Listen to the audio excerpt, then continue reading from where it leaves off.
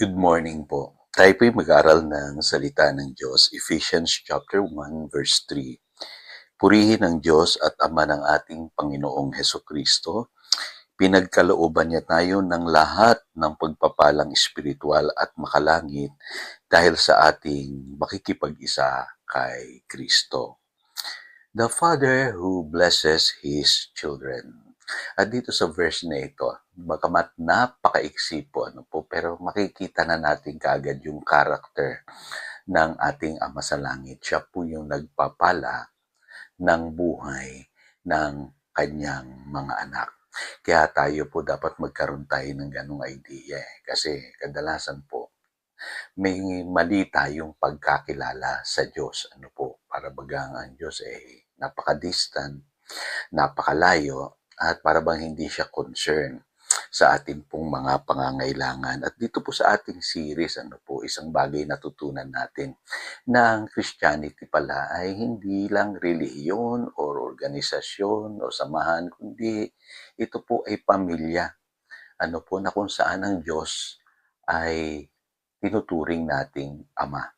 At pagka nakita niyo po ng ganoon yung Christianity, ang laki po ng ipagbabago ng inyong buhay. Dahil pagtitiwalaan niyong lubos yung ating pong Ama sa langit. Ngayon, malinaw po dito sa verse na ito na lahat po ng pagpapalang espiritual inilaan na sa atin ng Diyos. Dahil po sa ating pakikipag-isa kay Kristo. At gusto ko pong makita ninyo yung kahalagahan ng salitang lahat. Kasi marami pong verses sa Bible na binabanggit po yung salitang lahat, all. Unang-una po makikita nyo rito, sa 2 Corinthians chapter 9 verse 8, magagawa ng Diyos na pasaganahin kayo sa lahat ng bagay at higit pa sa inyong pangangailangan. So, ginamit na salita dyan, lahat, all.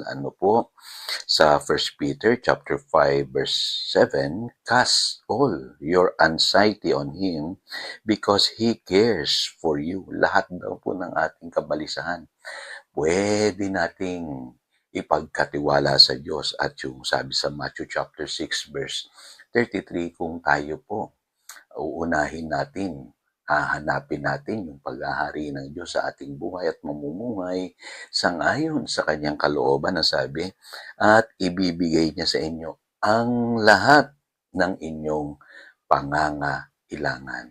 So malinaw po, all the spiritual blessings, in Christ, available na po sa ating mga